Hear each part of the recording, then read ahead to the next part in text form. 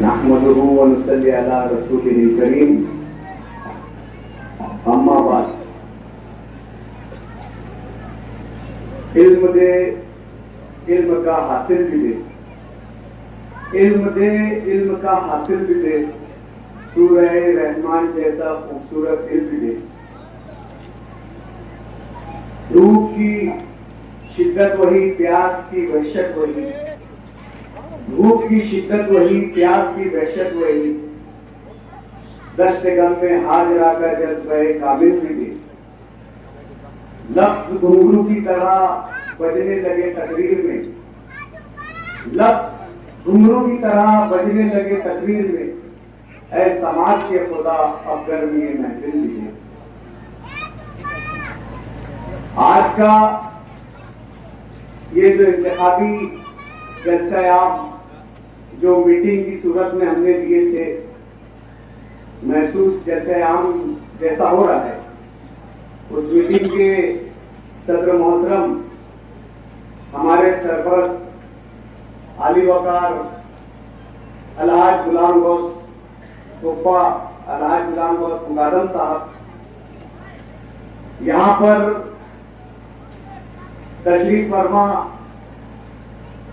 मेरे मोहसिन, मेरे करम फरमा, मेरे दीगर सरपरस्त अहबाब में जिनके नाम है जमाल दादा कुल्लईवाला साहब, खालिद भाई कुल्लईवाले, महमूद भाई रेडीमेड वाले, असगर भाई, शब्बीर पहलवान, यासीन चाचा टीवी वाले, निहाल अनौसर साहब, एजाज भाई पतंग वाले, अकबर भाई बंगाल वाले, अख्तर भाई भजिए वाले, मोबिन भाई,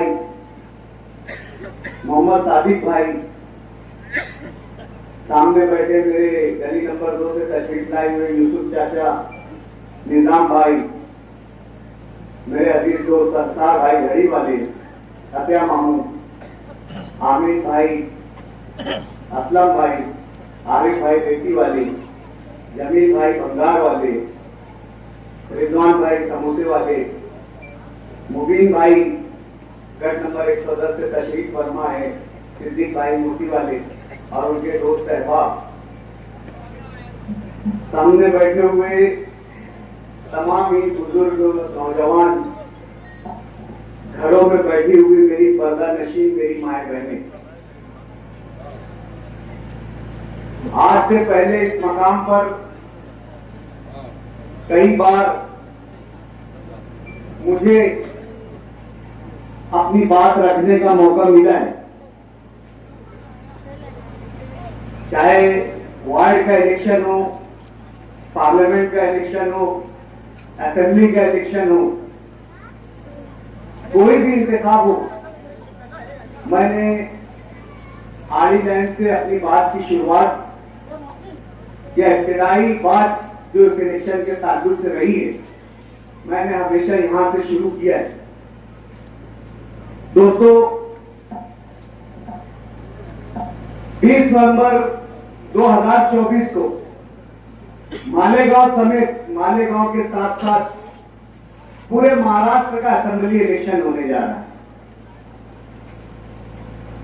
इस असेंबली इलेक्शन में हमारी अपनी जमात, हमारी अपनी सियासी पार्टी ऑल इंडिया मजलिस इत्तेहादुल मुस्लिमीन भी जो है हिस्सा ले रही है।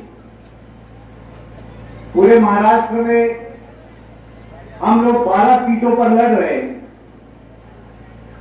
आज नॉर्थ महाराष्ट्र में हमारे 2 एमएलए हैं, धुलिया शहर से और मालेगांव सेंट्रल से। मजलिस इत्तेहादुल मुस्लिमीन के 2 एमएलए जो है माजी के असेंबली इलेक्शन में चुन कर गए। महाराष्ट्र में मजलिस इत्तेहादुल मुस्लिमीन का सफर असेंबली इलेक्शन 2014 से शुरू हुआ। 2014 में जब महाराष्ट्र के असेंबली इलेक्शन हो रहे थे, उस वक्त या उस मरतबा मजलिस इत्तेहादुल मुस्लिमीन ने पहली मरतबा महाराष्ट्र में जो है असेंबली इलेक्शन लड़ा और 2 एमएलए जो है वो चुन कर गए। जिसमें से एक महाराष्ट्र के मजलिस इत्तेहादुल मुस्लिमीन के सदर इम्तियाज जलील साहब है थे और दूसरे वारिस पठान साहब।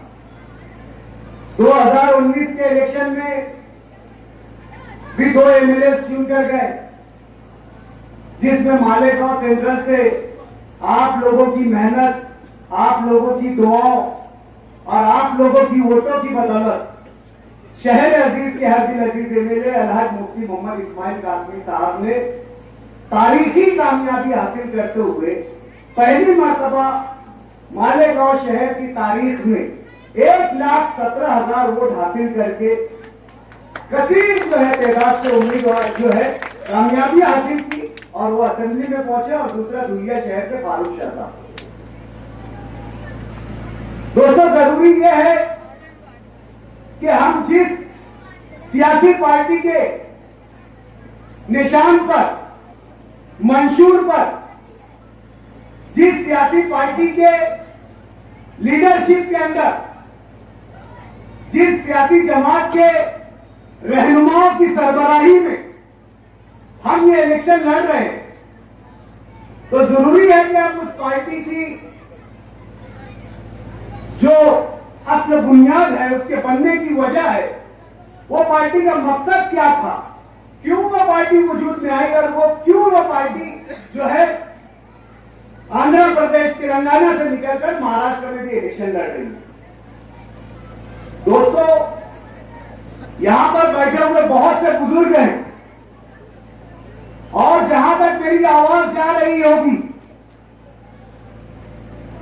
जो बुजुर्ग को जिनके कानों में मेरी आवाज पहुंच रही होगी, उन्हें हैदराबाद पुलिस एक्शन बहुत अच्छी से याद होगा।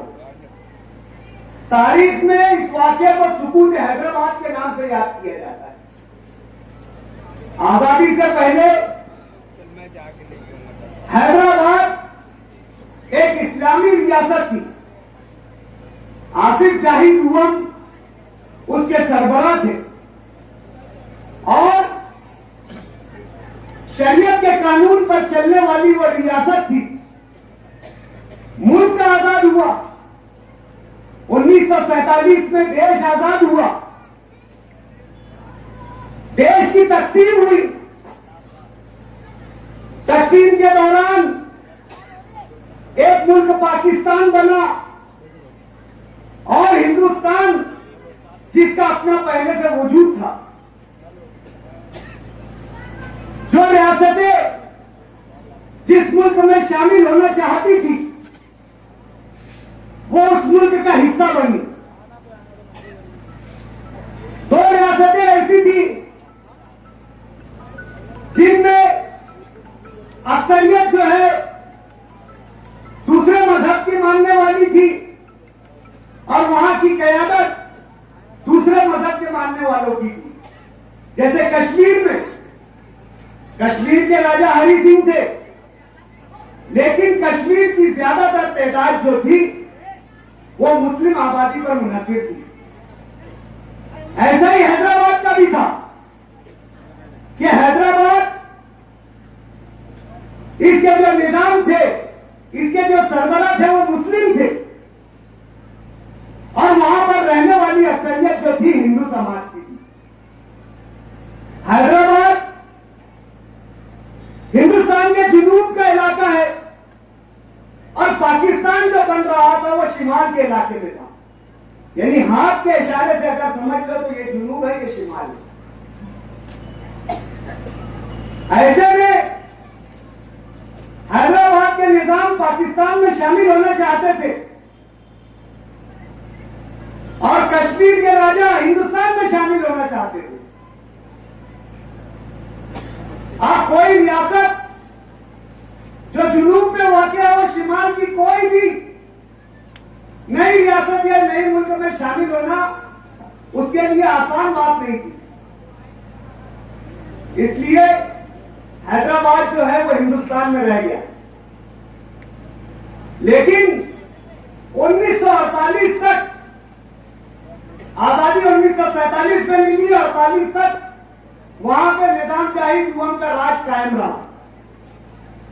जो नई हुकूमत हिंदुस्तान की बनी थी, पंडित जवाहरलाल नेहरू जिसके वजीर आजम थे, डॉक्टर राजेंद्र प्रसाद जिसके सदर थे, उन्होंने कई बार कोशिश की कि हैदराबाद रियासत हिंदुस्तान में शामिल हो जाए, लेकिन हैदराबाद रियासत के रजाकारान ने हर बार मुखालिफत की। इस बीच पुलिस एक्शन हुआ।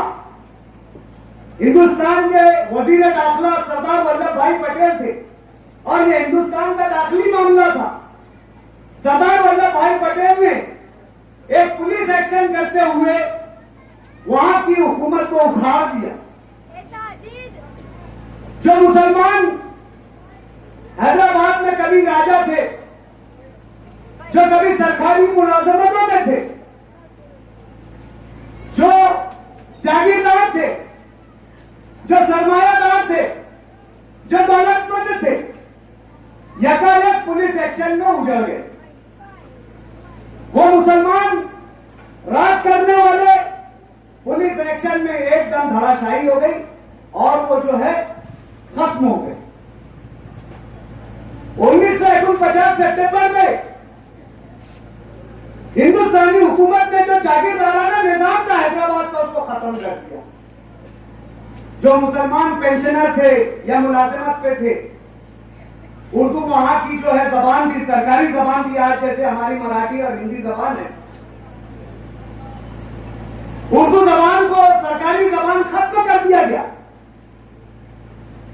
ऐसे में पुलिस एक्शन से मुतासिर होकर कई लोगों ने हैदराबाद रियासत छोड़ दिया और अपनी जान बचाकर महाराष्ट्र के मराठवाड़ा, नांदेड़, परभनी, बीड़, गेवराई, अंबेजोगाई, परतूर, परली, वैजनाथ, यहां पर जो है आकर बस गए। लेकिन कुछ लोग थे जिनको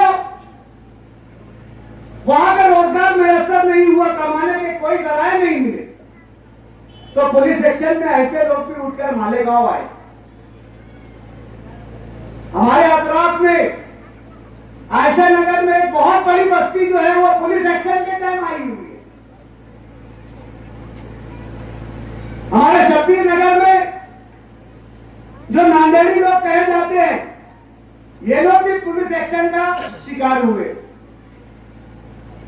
जो मुसलमान तितर बितर हो गए थे, जो हैदराबाद रियासत में हिंदुस्तानी कानून नाफिज हो गया था, जहां यह बात नामुमकिन हो चुकी थी कि आप कोई नई रियासत का मौजूद अमल में आए, उस वक्त आज की ऑल इंडिया मजलिस इत्तेहादुल मुस्लिमीन के सदर अलहाज बैरिस्टर असदुद्दीन अवैसी के दादा वहीदुद्दीन अवैसी ने जो है मजलिस इत्तेहादुल मुस्लिमीन का कयाम किया।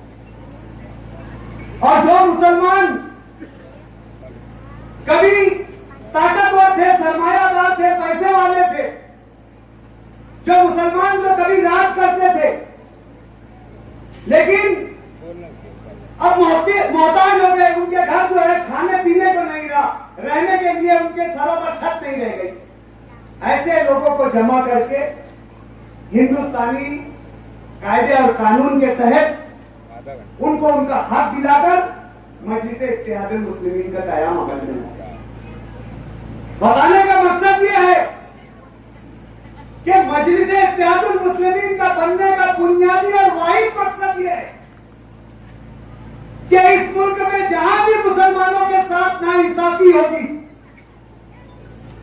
इस मुल्क में जहां भी मुसलमानों को दबाने की कोशिश की जाएगी, इस मुल्क में जहां भी मुसलमानों के हुकूक को छीनने की कोशिश की जाएगी, वहां पर मजलिस इत्तेहादुल मुस्लिमीन अपनी नुमाइंदगी दर्ज कराएगी, अपनी जमात की नुमाइंदगी दर्ज कराएगी और अपनी लीडरशिप की नुमाइंदगी दर्ज कराएगी। इसी जिम्मे पे आप लोग देख रहे होंगे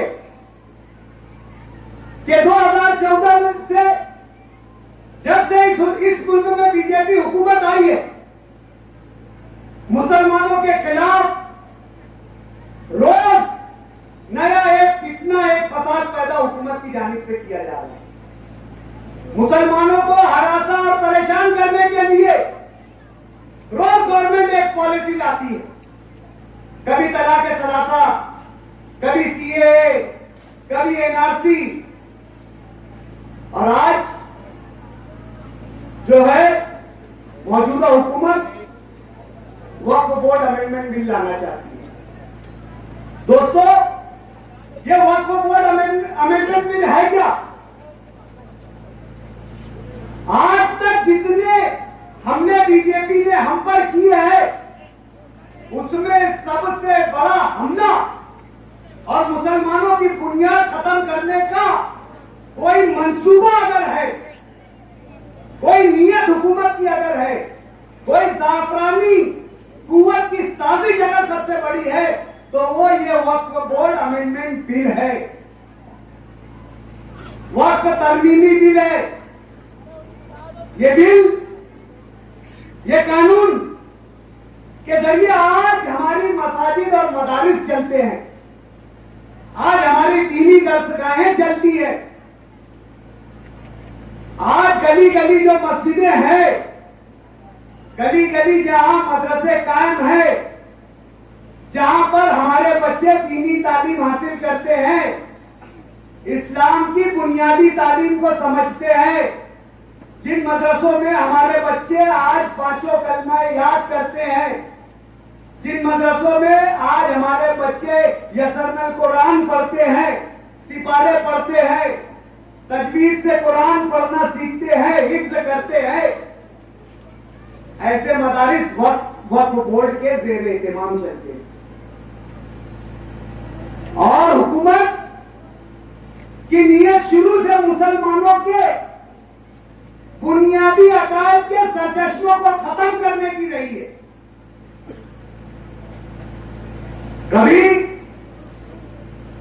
मौलाना कलीम साहब की गिरफ्तारी की सूरत में,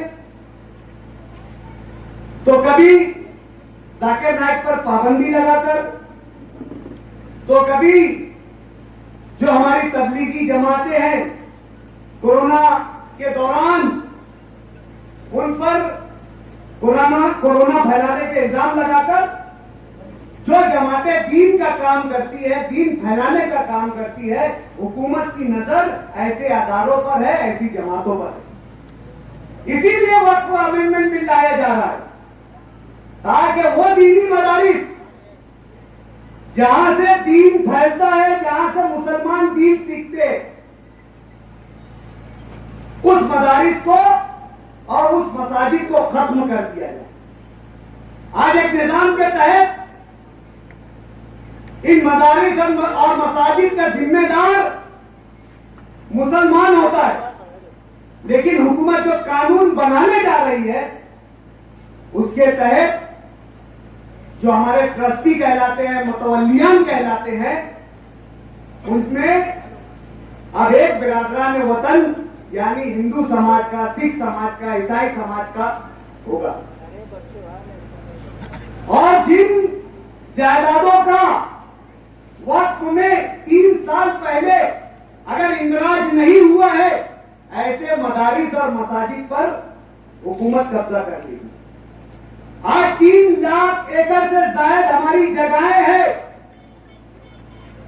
अगर ये जगहें हमको मिल जाए, ये आराजियात, ये जो प्रॉपर्टी अगर हमको मिल जाए, तो हम हुकूमत के किसी भी इमदाद के मोहताज नहीं रहेंगे, क्योंकि शरीयत ने हमें इजाजत दी है कि वक्फ शुदा जमीन पर हम कोई भी तरीके का बिजनेस करके, धंधा करके आवाम की खिदमत कर सकते हैं।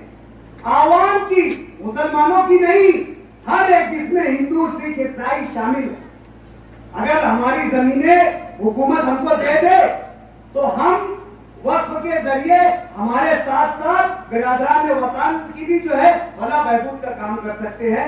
लेकिन हुकूमत की बदनीयती है कि वो हमसे छीनना चाहती है। आज कौन बोल रहा है अवाम में? है कोई वक्फ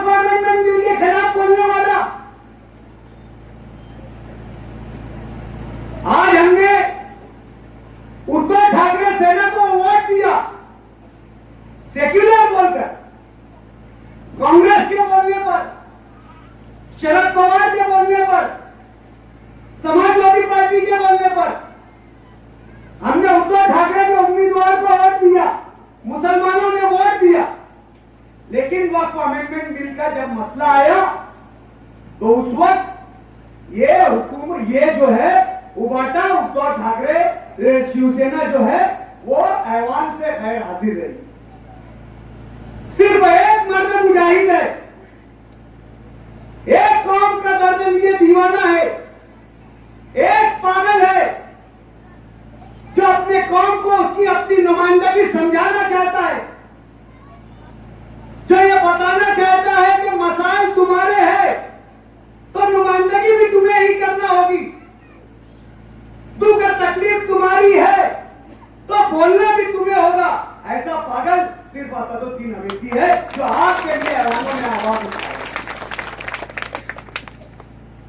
दीवाना दीवाना सड़कों पर करिया करिया, देहात देहात, चौक चौक, चौराहा चौराहा घूम रहा है, आप लोगों से गुहार लगा रहा है, इंतजार कर रहा है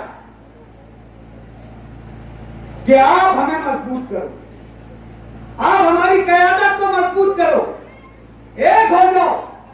अगर एक होंगे तो इसी में हम सबकी भलाई, एक है तो सेफ है। ये बात को समझाने की कोशिश कर रहा है।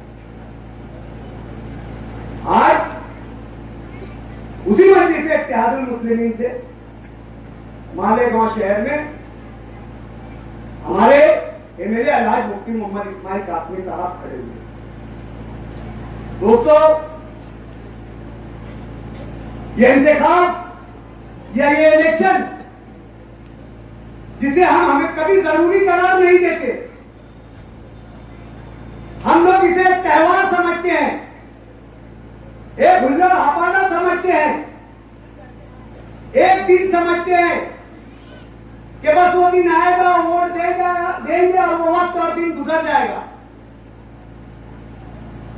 मैं 2017 से मुसलसल इन गलियों में, गली कूचों में कह रहा हूं कि इलेक्शन की, इंतखाबात की अहमियत को समझिए।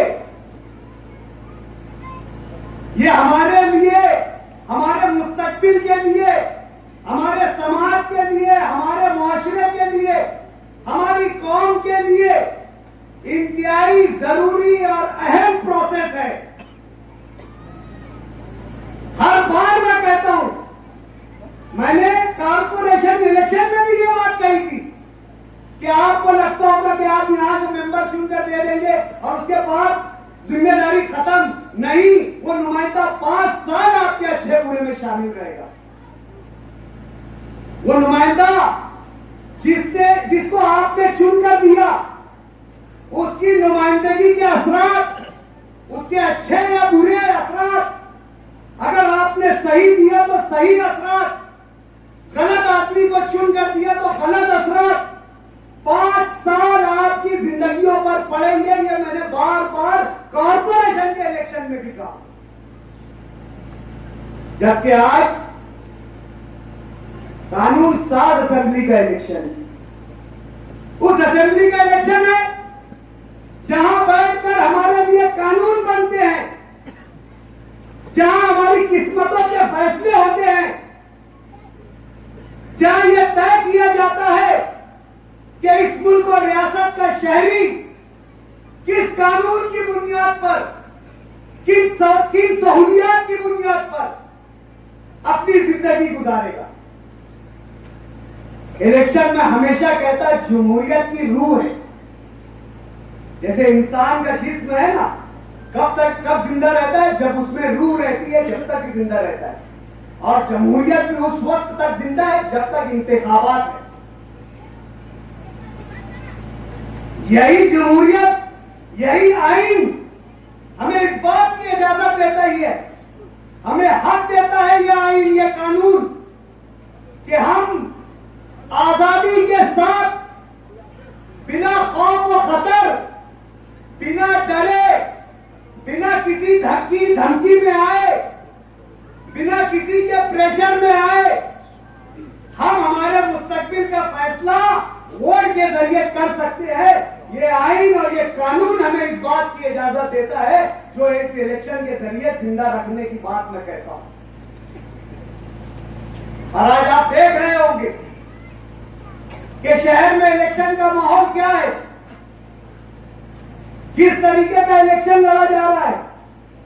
जो जमहूरियत आपको ये इजाजत देती है कि आप बिना खौफ व खतर, बिना दहशत के आप अपनी वोट का इस्तेमाल करिए, वोट दीजिए अपने पसंदीदा नुमाइंदे को, जिसे आप बेहतर समझते हैं, जिसे ये मानते हैं, जिस बात को आप ये मानते हैं कि ये नुमाइंदा चुनकर आने के बाद मेरे लिए, मेरे शहर के लिए, मेरी बस्ती के लिए बेहतर है, उसे वोट देने का हक इसी जमहूरियत और आइन ने दिया है। लेकिन आज शहर में इस हक को गुंडागर्दी के जरिए छीनने की कोशिश की जा रही है, दादागिरी के जरिए छीनने की कोशिश की जा रही है। शहर में डर और खौफ का एक माहौल बनाने की कोशिश की जा रही है। शहर में यह कोशिश की जा रही है कि शहर का वोटर अपनी वोट का इस्तेमाल खुलेआम नहीं कर पाए, अपनी राय का इस्तेमाल खुलेआम और खुले तौर पर नहीं कर पाए। गुंडों की टोलियां मोटर बाइक पर निकल रही है, सड़कों पर, चौराहों पर पहुंचकर दादागिरी वाले अंदाज में ये मैसेज देने की कोशिश कर रही है कि अगर हमारे खिलाफ कोई ने वोट किया या कोई हमारे खिलाफ गया तो वो अपना हशर भी सोच ले, अपना अंजाम भी सोच ले। 2017 के इलेक्शन में मैंने कहा था, मेरा जो बुनियादी नारा था इस इलाके और इस बस्ती के लिए, कि कामकाज तो जो नुमाइंदे की जिम्मेदारी है, कामकाज करना तो हर वो मेंबर, हर वो एमएलए, हर वो खासदार जो चुन कर आता है, ये उसकी जिम्मेदारी है, उसे करना ही करना है। लेकिन आवामी वोटों से चुनकर जाने वाले नुमाइंदे की ना सिर्फ तामीराती कामों की जिम्मेदारी है, बल्कि इस समाज और माशरे की हिफाजत की भी जिम्मेदारी है। क्योंकि जो लीडर होता है, रहबर होता है, जो मेंबर की शक्ल में होता है, एमएलए की शक्ल में होता है, खासदार की शक्ल में होता है, वो सिर्फ आपका सियासी लीडर नहीं रहता, वो आपका समाजी लीडर भी रहता। उसकी जिम्मेदारी समाज और माशरे में भी रहती। इसकी मिसाल मैं बार बार देता हूं कि अगर हमारी बेटी बेटे का कोई व्यवहार हो जाए, कोई मसला आ जाए, तो आज पूरे शहर में लोग जो है वो मेंबर, कॉर्पोरेटर या ऐसे लोगों के पास जाते हैं जो किसी सियासी जमात की नुमाइंदगी करते हैं। इसी बात पर मैं कहता हूं कि सियासत और समाज एक दूसरे के लिए लाजिम और मलजूम है। यानी हम आईना कैसे देखते हैं, अगर आईने में देखेंगे तो अगर हम समाज को देखेंगे तो सियासत नजर आएगी, सियासत को देखेंगे तो समाज नजर आएगी। इसलिए अपनी वोटों का फैसला सही और अच्छे तरीके से करने की बार बार मैं जो है इस इलाके से गुजारिश करता हूं और शहर से गुजारिश करता हूं। समाज माशरा क्या है? समाज तो कई इकाइयों का नाम है, माशरा तो कई इकाइयों का नाम है, कई चीजों पर मिलकर बनता है। समाज में बस्ती भी होती है, जैसे घर है, समाज में रोड, रास्ते, गटर भी होते हैं, समाज में ऊंची ऊंची बिल्डिंगें भी होते हैं, कच्चे पक्के मकानात भी होते हैं। लेकिन समाज में सबसे ज्यादा और अहम जरूरी चीज जो है वो इंसान की तर्ज जिंदगी है। कि हम ऊंची ऊंची बिल्डिंगों में, कच्चे कच्चे मकानों में, पक्की पक्की बस्तियों में, झोपड़पट्टियों में किस निजाम के तहत, किस उसूल के तहत जिंदगी गुजार रहे हैं। क्या हम अच्छी जिंदगी गुजार रहे हैं? चाहे हमारे मकान कच्चे हैं, लेकिन क्या हमारी जिंदगियों में सुकून है? क्या हमारे मकान सब आराइशों से लेस है, लेकिन क्या हमारा बच्चा, हमारी नस्लें महफूज है? हमारे घर में टीवी भी है, फ्रिज भी है, एसी भी है, सब है, लेकिन क्या मेरा बच्चा समाज की बुराइयों से बचा हुआ है? क्या मेरा बच्चा नशे में मुलविस तो नहीं हो गया? क्या मेरा बच्चा जुआ जुगाड़ खेलने में मुलविस तो नहीं हो गया? क्या मेरा बच्चा गुंडागर्दी में मुलविस तो नहीं हो गया? अगर समाज में मेरे पास बेहतर मकान हो, तमाम सहूलतें हो, तो मेरी ये सहूलतें किस काम की हो? गारंट है ऐसी सहूलतें। हाँ, अगर कच्ची बस्ती है, कच्चा मकान है, लेकिन मेरा बच्चा इन तमाम बुरी लतों से महफूज है, तो मेरे लिए वो जिंदगी जन्नत है, वो माशरा जन्नत है, वो समाज से जन्नत है। ये समाज का तर्ज जिंदगी, ये असल जरूरी चीज है। इस समाज में अदल इंसाफ भी होना चाहिए। ये समाज में ऐसा निजाम होना चाहिए कि किसी पे जुल्म ना हो, किसी पर ज्यादती ना हो, किसी पर दादागिरी ना हो, किसी पर गुंडागर्दी ना हो। आपको अपनी हर बात रखने का तरीका और सलीका होना चाहिए। आप अगर सियासी नुमाइंदे हैं तो आइए बस्तियों में, बैठिए, बात कीजिए लोगों से, अपना मंशूर उनके सामने रखिए। आप उनके लिए बेहतर क्या करने वाले हैं, इस बात को उनके सामने रखिए। उनकी जिंदगी को कैसे बेहतर बना सकते हैं, इस बात को उसके सामने रखिए।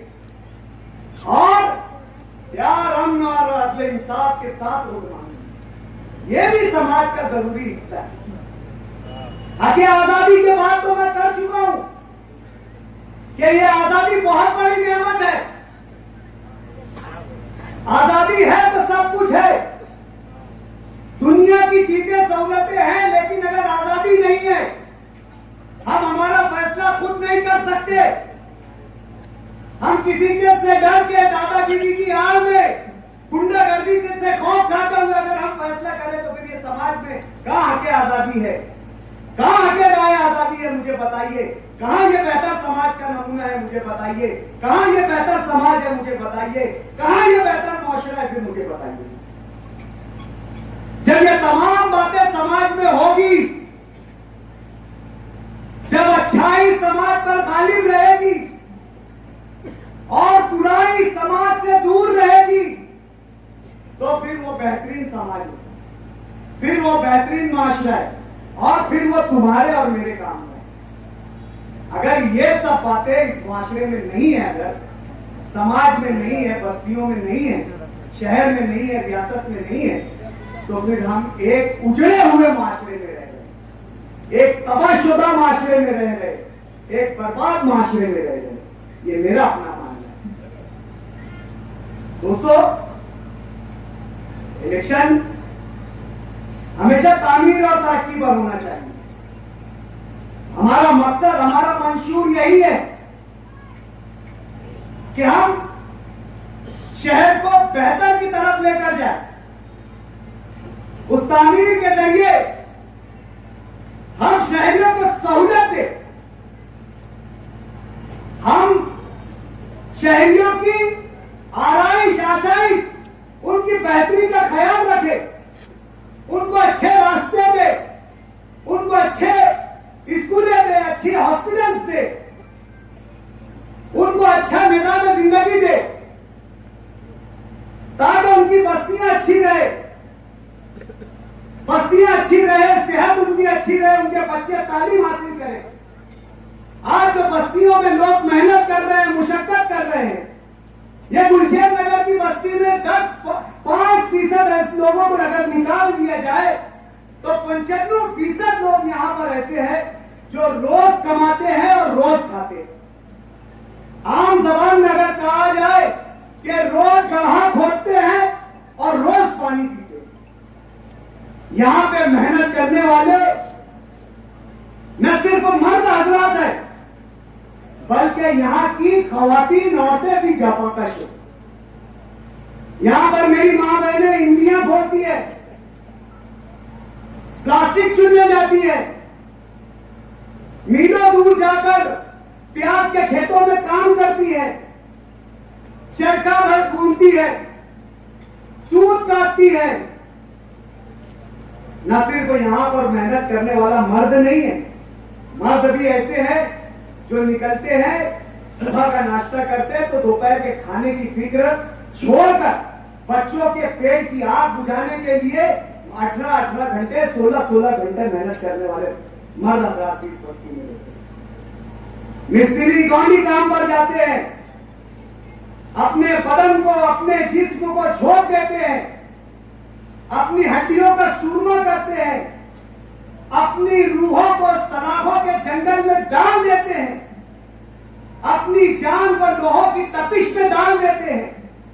उसके बाद जो उजरत, जो मेहनत, जो कमाई आती है, उससे अपने बच्चों का पेट पालते हैं और वो एक ख्वाब देखते हैं कि हमारे बच्चों का मुस्तकबिल बेहतर रहे। हम तो मेहनत कर रहे हैं, हम तो रात दिन हमारे आप को आग की भट्टी में, मेहनत की भट्टी में झोंक रहे हैं, लेकिन हमारी मेहनत का फल हमको यह मिले कि हमारे बच्चों का मुस्तकबिल बेहतर है। हमारे बच्चे पढ़े लिखे, बहुत पढ़े तो ना बने, लेकिन इस काबिल तो बन जाए कि वो अच्छी जिंदगी गुजारे। ये गुलशेर नगर की बस्ती वो है। यहां पर अम्न से, मोहब्बत से, भाईचारगी से रहने वाले लोग हैं। यहां पर एक दूसरे के दर्द को समझने वाले लोग हैं, एक दूसरे की तकलीफों को महसूस करने वाले लोग हैं, एक दूसरे की शादी ब्याहों की रस्मों को रस्म जानकर, खुशी जानकर एक दूसरे की खुशियों में शामिल होने वाले लोग हैं। अगर दुख, तकलीफ, मुसीबत, मौत, मैयत में किसी का दर्द अगर हो तो उसका दर्द बांटने वाले लोग हैं। कभी इस इलाके ने, कभी इस बस्ती ने असबियत को पसंद नहीं किया, बिरादरीवाद को कभी पसंद नहीं किया, कभी इस बात को बुनियाद नहीं बनाया कि हम हमारी जिंदगी के फैसले, हमारे समाज की जरूरियात, हमारे पड़ोस की खुशी, हमारे पड़ोस का दुख हम इस बुनियाद पर बांट ले कि ये हमारा अपना है। कोशिश हमेशा हमारे अपने की समझ कर की, कभी इस बात पर फैसला नहीं किया कि ये फला बिरादरी का है, ये फला जात का है, ना इसकी खुशियों में शामिल होना है, ना इसके गम में शामिल होना है।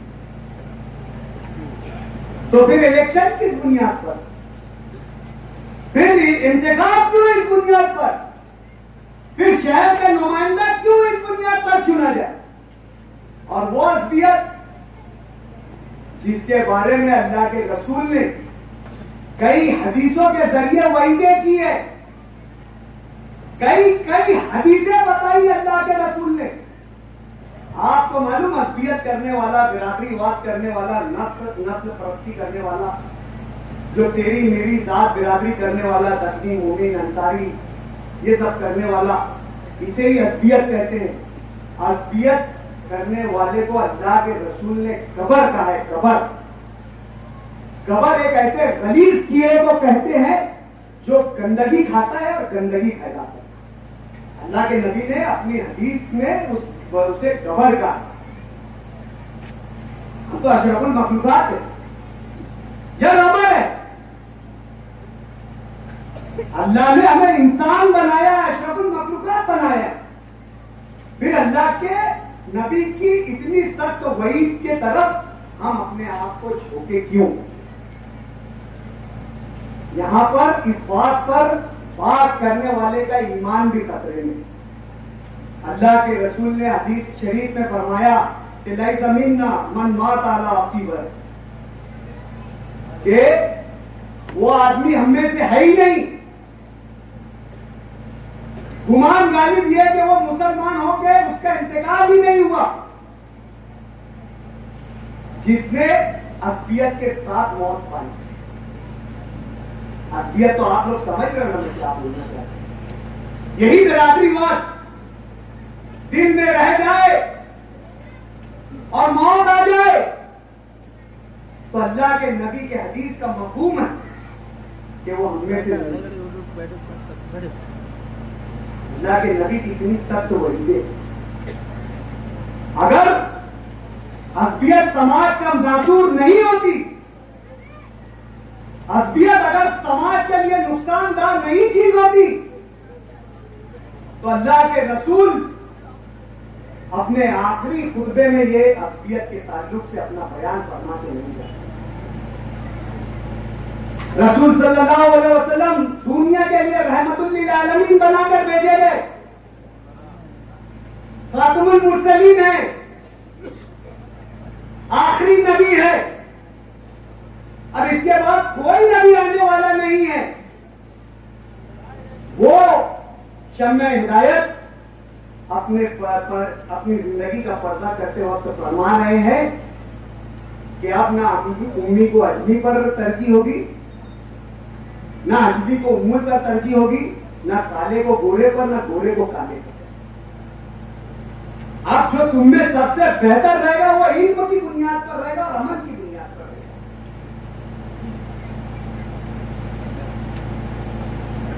शहर मक्का के करीब एक शहर है यमामा। आप सल्लल्लाहु अलैहि वसल्लम जब इस दुनिया से पर्दा कर गए, हजरत अबू बकर रजी अल्लाह ताला अन्हु को खलीफा बनाया गया। खलीफा अव्वल हजरत अबू बकर सिद्दीक रजी अल्लाह ताला अन्हु ने जब खिलाफत संभाली तो यमामा से फितना उठा। एक मुसल्लिमा नामी शख्स ने नबूवत का दावा किया कि मैं नबी हूं, नऊज़ बिल्लाह मिन ज़ालिक, मैं नबी हूं, और मुसलमानों से जिहाद का ऐलान कर दिया, जंग का ऐलान कर दिया कि अब मैं मेरी नबूवत के खातिर नऊज़ बिल्लाह मिन ज़ालिक मुसलमानों से जिहाद जंग करूंगा। अब लड़ाई कोई भी हो,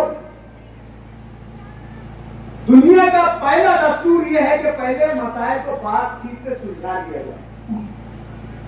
हजरत अबू बकर रज़ी अल्लाह ताला अन्हु ने एक गोद तैयार किया,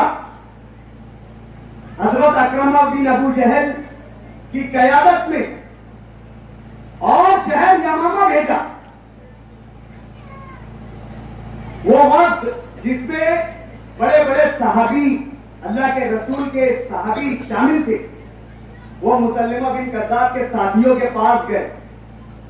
होता है ना अपने में भी कि यार दो ग्रोह में जब बात करना है तो पहले 2-5 बड़े इधर के, 2-5 बड़े इधर के, दोनों मिलकर पहले बात करते।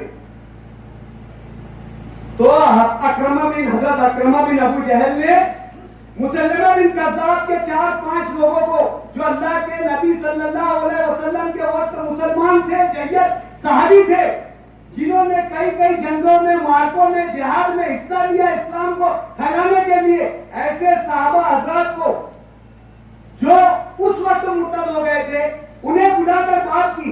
उन्हें कहा कि आपको तो मालूम है कि अल्लाह के नबी सल्लल्लाहु अलैहि वसल्लम आखिरी नबी है, अब इनके बाद तो कोई नबी आने वाला नहीं है, हम सब का ईमान है, फिर तुम क्यों इस बात से मुनहरिफ हो गए, क्यों हट गए? तो उन्होंने कहा कि ऐ अकरमा, हमें मालूम है मुसल्लिमा कज़्ज़ाब है, झूठा है, लेकिन है तो हमारी बिरादरी का, है तो हमारे कबीले का, है तो हमारा, हमें उसकी बात माननी पड़ेगी। दोस्तों, बिरादरीवाद इतनी बुरी चीज है, इतनी गलत चीज है कि सच और झूठ के दरमियान फर्क भी नहीं महसूस कर सकती। जिन्होंने ज़माने नबूवत देखा, जिन्होंने अल्लाह की नेमतों का नुज़ूल होते हुए अपनी आंखों से देखा, लेकिन बिरादरीवाद के चक्कर में पड़कर, असबियत के चक्कर में पड़कर उन्होंने अल्लाह के नबी की नबूवत का इनकार कर दिया। यह इतना बड़ा जहर है। आज शहर में किस बुनियाद पर इलेक्शन हो, क्या बात हो रही है शहर में? मैं बार बार कह रहा हूं कि इलेक्शन का अपना एजेंडा होना चाहिए। इलेक्शन की बुनियाद पर लड़ना चाहिए। आज मजहब का इस्तेमाल करने का हम पर इल्जाम लगाया जा रहा है कि मजलिस-ए-इत्तेहादुल-मुस्लिमीन जो है मजहब का इस्तेमाल कर रही है, मजहबी जज्बात भड़काती है, अपने स्टेज से तेरा मेरा रिश्ता क्या, ला इलाहा इल्लल्लाह के नारे लगवाती है। अरे मेरे भाई, हम असबियत की बात नहीं कर रहे, हम तो अल्लाह के नबी की हदीस के ऐन मुताबिक बात कर रहे हैं कि तेरा मेरा क्या रिश्ता। अल मुस्लिम अखिल मुस्लिम, एक मुसलमान दूसरे मुसलमान का भाई है, और मुसलमान में जो दोनों की एक मुसलमान होने की बुनियाद कलमा है। कलमा क्या है? ला इलाहा इल्लल्लाह। तू मेरा भाई क्यों है, मैं तेरा भाई क्यों है, एक ही बुनियाद है, ला इलाहा इल्लल्लाह। आपने कहां लेकर चले गए मजहब को? आपने कहां लेकर चले गए मजहब को? कुर्सी के लिए, सत्ता के लिए? इस्लाम के नाम का इस्तेमाल और इस्लाम का मजाक तो बनाने वाले आप हैं। सियासी मुफाद के लिए, शहर का एमएलए बनने के लिए, कुर्सी हासिल करने के लिए आपने उस इस्लाम नाम का मजाक उड़ाया जिसकी अजमत, जिसकी बालाई, जिसकी बर्तरी, जिसकी अहमियत एक मुसलमान की पूरी पूरी जिंदगी है। एक मुसलमान के दुनिया में आने का मकसद है, इंसान का दुनिया में आने का मकसद सिर्फ इस्लाम है, तौहीद है, वैदानियत है। उसके अलावा कोई मकसद नहीं है। न खाना मकसद है, न पीना मकसद है, न जीना मकसद है, न सोना मकसद है, न चलना मकसद है। इस्लाम की तारीफ भी यही है, जिसने अल्लाह की वैदानियत का, अल्लाह के एक होने का इकरार किया, वो इस्लाम में। अल्लाह ने कुरान में फरमा दिया, अल-यौमा अकमलतु लकुम दीनुकुम व अतममतु अलैकुम निअमती व रज़ीतु लकुमुल इस्लाम दीना, कि आज मैंने तुम्हारे लिए तुम्हारा दीन मुकम्मल कर दिया। और दीन के मुकम्मल होने की खुशी में अल्लाह ने सबसे बड़ा ऐलान ये कर दिया कि मैंने इस दीन के मुकम्मल होने के साथ साथ मेरी तमाम नेमतें भी तुमको दे दी। यानी अब ऐसी कोई नेमत नहीं है जो बंदे के लिए पोशीदा रह गई, या अब कोई नई नेमत बाकी रह गई। इस्लाम दीन इतनी बड़ी नेमत है।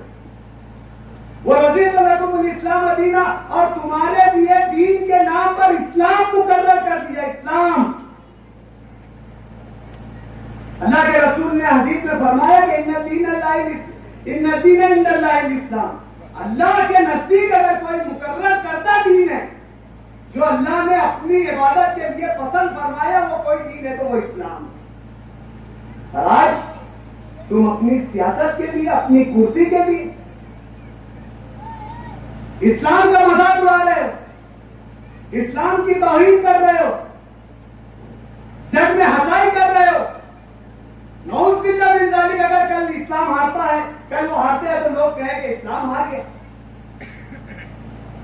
कल कोई ये कहे अरे वो इस्लाम का लीडर बहुत बुरा है, नऊज़ बिल्लाह मिन ज़ालिक, ये हाल कर दिया तुमने। और अच्छाई और पारसाई, अपने आप को बेहतर बताने की कोशिश, आपके सियासी मुफाद के अलावा आपके पास जीने का मकसद कुछ नहीं है। न रिश्तेदारियां हैं, न दोस्त अहबाब है, न बिरादरी है, कुछ नहीं है। सिर्फ आपको कुर्सी चाहिए एमएलए की, बाकी इसके अलावा कोई मकसद नहीं है। ये मैं मेरे शहर की सियासत में नजर रखता हूं, मैं समझ रहा हूं इस बात को। बोलते हैं कि मेरे पास विजन है, अगर मुझे चुन कर दिए, अगर मुझे एमएलए बनाए तो मैं कानून बनाऊंगा कि कोई हमारे प्यारे आका सरवरे कायनात रहमतुल लिल आलमीन खातमुल मुरसलीन ताजदार मदीना नबी करीम सल्लल्लाहु अलैहि वसल्लम की आहानत करता है तो मैं उसके खिलाफ कानून बनवाऊंगा। आप तो बहुत बड़े बड़े दावे करते हैं कि अजीत दादा पवार ने मेरे को सोलार दे दिया, अजीत दादा पवार ने मुझे 15 करोड़ दे दिया, फडणवीस साहब ने मेरे लिए वो कर दिया। जरा उनसे एक बार ये तो कहते जाकर कि आप गिरी महाराज को क्यों नहीं अरेस्ट कर रहे? आप वो इतना सी बिटुकला नीतीश राणे उसको क्यों नहीं गिरफ्तार कर रहे? विशालगढ़ मस्जिद पर हमला करने वालों को क्यों नहीं गिरफ्तार कर रहे? यानी ये हुआ कि जब आपको चुन कर देंगे, जब आपको अहानत रसूल का एहसास होगा, जब आपको लगेगा कि नबी करीम सल्लल्लाहु अलैहि वसल्लम की शान में गुस्ताखी की गई, ये मुफाद नहीं तो क्या है, ये अपनी ख्वाहिश नहीं है तो क्या है, सिर्फ और सिर्फ मुफाद की बुनियाद पर इलेक्शन और आपका इस्तेमाल। मैं पूछना चाहता हूं इस बस्ती के लोगों से, मेरा सवाल है कि आज से 4 साल पहले पूरी दुनिया पर एक बुरा वक्त गुजरा था जिसे हम कोरोना के दौर से याद करते हैं और लॉकडाउन के नाम से याद करते हैं। अचानक पूरी दुनिया चलते चलते रुक गई, थम गई। एक वायरस ने पूरे निजाम को लाकर एक जगह पर रोक दिया। जो जहां था वहीं रुक गया। जिसके जेब में जितने पैसे थे उतने रह गए, जिसके घर में जितना अनाज था उतना रह गया, जिसकी गाड़ी में जितना पेट्रोल था उतना रह गया। ऐसा वक्त आया आप लोगों के पास। शहर में यही कायद है, यही रहबर है। आज बस्तियों में जो आ रहे बोल रहे, मेरा अपना, तेरा, मैं, अपने वाला, तेरे वाला, ये जो कर रहे, सवाल भी उनसे किया जाए कि आज जितने पायली पुलाव आपने इख्तियार हासिल करने के लिए खिलाया, जितने पायली पुलाव आपने एमएलए बनने के लिए खिलाया, जितने पायली पुलाव आपने कुर्सी हासिल करने के लिए खिलाया, अगर उसका 5% हिस्सा भी आकर हमें दे देते या उस वक्त पूछ लेते तो आज हम तुम्हारे उस कर्ज का हक अदा कर देते। मैं समझता हूं कि आगरा रोड के पार कोई नहीं आया होगा। आज रोड बांधने के लिए पूरा पूरा खानदान, घर का एक फर्द, मर्द और जन सब निकल कर आपके पास आ रहे हैं। उस वक्त लॉकडाउन में मुझे बता दो कि कोई एक फर्द भी गुलशेर नगर रोड पर या आजाद नगर रोड पर या सैलानी चौक में दिखा होगा। और आज इतनी हमदर्दी कि पूरा किला मुहासरा कर दिया गया है। भुगल फौटा रात में पूरी गाड़ियों के साथ यहां से वहां दंदनाते फिर रहे, कभी यहां कभी वहां। कोई अगर हमारा काम कर रहा है तो कांधे पर हाथ रखकर, देख भैया इलेक्शन 2 ही दिन का, फिर उसके बाद तू देखना। अरे जिंदगी 2 दिन की है। ये कीड़र भक्तियां बंद करो, बंद करो, कभी कौम के काम आओ। आज आपने ऐसे लोगों के साथ दुश्मनियां निकाली जो आपके सियासी मुखालिफ रहे हैं। आप इलेक्शन हारे तो शफीक एंटी करप्शन को मारा। शफीक एंटी करप्शन को मारने में किसका नाम? शेख वहाब शेख रशीद। एजाज बेग के घर पर हमला किया, एजाज बेग के घर पर हमला करने में किसका नाम? शेख जलील, शेख शफी, शेख एहसान, शेख रमजान। रिजवान सर के घर पर फायरिंग की गई। रात में वो शख्स अपने मासूम बच्चों के साथ, बीवी बच्चों के साथ घर में सो रहा था, उस पर फायरिंग की गई। नाम किसका? शेख खलील, शेख शफी मरहूम। अब्दुल मालिक पर फायरिंग की गई। नाम किसका? शेख मंसूर, शेख बशीर, आसिफ शेख रशीद के सगे चचा के लड़के। शेख एहसान, शेख रमजान, शेख आसिफ के सगे चचा के लड़के। शेख अकरम, शेख बशीर, शेख आसिफ के सगे चचा के लड़के। इस्राइल इस्सू पर हमला किया गया। किसका नाम? शेख अकील, शेख शफी, शेख एहसान, शेख रमजान। और आज जो बिरादरी का वास्ता दे रहे, जरा चेक कर लो नाम। मैं तो इन सब बातों पर यकीन नहीं करता, लेकिन नाम चेक कर लो। Shafiq Khan anti corruption, Sheikh Israil, Rizwan Khan, Ejaz Baig, Sheikh Abdul Malik, Sheikh Mohammad Yunus. फिर बिरादरी, फिर अपना। इसमें इन लोगों के मारने में आप लोगों का क्या फायदा? बिरादरी का क्या फायदा? कौन सा आप लोगों का मालिक की जान से खत्म होने के बाद आपकी सड़कें तामीर हो जाती? कौन सा शेख इस्राइल की जान जाने के बाद आपकी गटरें सही से बहने लगती? कौन सा रिजवान खान की गोली में मौत हो जाने के बाद आपके इलाके में हॉस्पिटल आ जाता? कौन सा एजाज बेग के जान से जाने के बाद आपके बच्चों को बेहतर स्कूलें मिल जाती? कौन से शफीक एंटी करप्शन के इस दुनिया से चले जाने के बाद आपका मुआशरा बेहतर हो जाता? क्या फायदा? फायदा सिर्फ उनका, दहशत सिर्फ उनकी, गुंडागर्दी सिर्फ उनका, खौफ किसका कायम? सिर्फ उनका। इसकी बदौलत राज किसको मिलने वाला है? आप लोगों को। उनको तकलीफ किसको होने वाली है? आप लोगों को। अरे कभी इन्होंने अब्दुल मालिक के जैसा मछिंद्र शिर्के से मुकाबला किया? बताओ ना, कभी किया शिर्के से मुकाबला? जब मछिंद्र शिर्के ने शहर पर यह इल्जाम लगाया कि गाय नस्ल की यहाँ पे नस्ल कशी की जाती है और मैं इस शहीदों की यादगार के पास मोर्चा लाऊंगा, कभी ऐसे मछिंद्र शिर्के के आमने सामने कभी ये गए? कभी गए? जाने वाला था अब्दुल मालिक। क्या बात है? यहाँ पर मेरे भंगार ग्रुप से ताल्लुक रखने वाले लोग भी बैठे।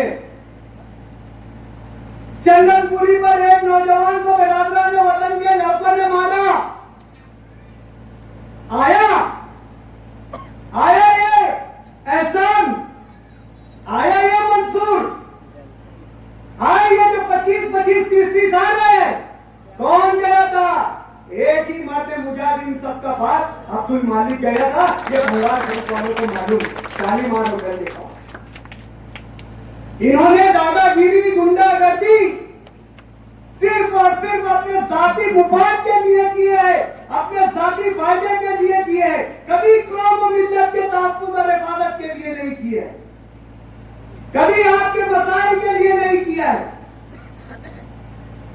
आज आपको समझना होगा, आज आपको जरूरत है इस बात को समझने की कि शहर में किस तरीके का निजाम चाहिए, शहर में किस तरीके की सियासी जो है हमें जिंदगी चाहिए, किस तरीके का सियासी निजाम चाहिए, ये आज हमें समझना होगा।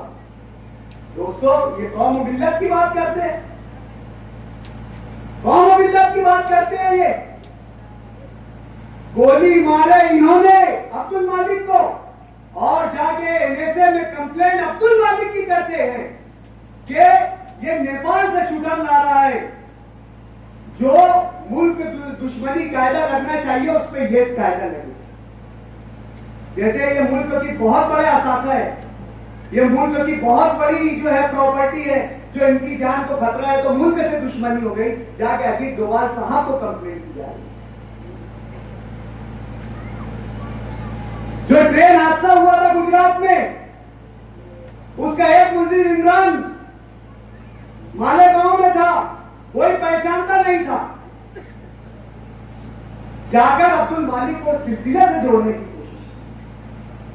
मुफ्ती मोहम्मद इस्माइल कासमी के यहां सऊदी अरब से बांग्लादेश नजात का एक शहरी आया, तो पुलिस में जाके कंप्लेन करते एनएसए को कि मुल्क का दुश्मन इस देश में आया है, चौकसी की जाए। कोविड के दौरान ये एक एक घरों की निशान नहीं करते थे कि फला आदमी भिवंडी से आया, फला आदमी बंबई से आया। जाकर देखो, अल फिरदौस नामी हाज उम्रा टूर उस वक्त उम्रा करके आया था। मैं गवाह हूं, अल्लाह को हाजिर नाजिर जानकर बोलता हूं। अगर तुम्हें मुबाहला करना होगा, मुबाहला उस चीज को कहते हैं कि दो शख्स आमने सामने खड़े होकर बोले कि मैं झूठ बोलूं तो मैं मर जाऊं, तू झूठ बोले तो तू गारत हो जाए। मैं शेख आसिफ से मुबाहला करने के लिए तैयार हूं कि रेस्ट हाउस में इसने उस टूर पर इल्जाम लगाया था कि कोविड के मुतासरीन उम्रा करके फला फला टूर से आए। ये कौम के मुंह में आज हमदर्द बन रहे हैं, ये नुमाइंदगी करने की बात कर रहे हैं, ये कौम और मिल्लत की बात कर रहे हैं। ये बताएंगे कि हमारे मसाइल क्या है। सिर्फ धोखाधड़ी है, सिर्फ और सिर्फ आप लोगों को लूटना है वोट की शक्ल में, इसलिए ये तमाम बातें हो रही हैं। हम बार बार आएंगे, बार बार हमारी बात रखेंगे, हम बार बार ये आपको पैगाम देने की कोशिश करेंगे कि ये जंग, ये इलेक्शन अच्छाई और बुराई का है। आज हमारे समाज और मुआशरे में जो अच्छाई और बुराई की जंग चल रही है, जो बुराई फैलाई जा रही है इन लोगों के जरिए, तमाम नशे के सौदागर इनके साथ, तमाम गुंडागर्दी करने वाले लोग इनके साथ,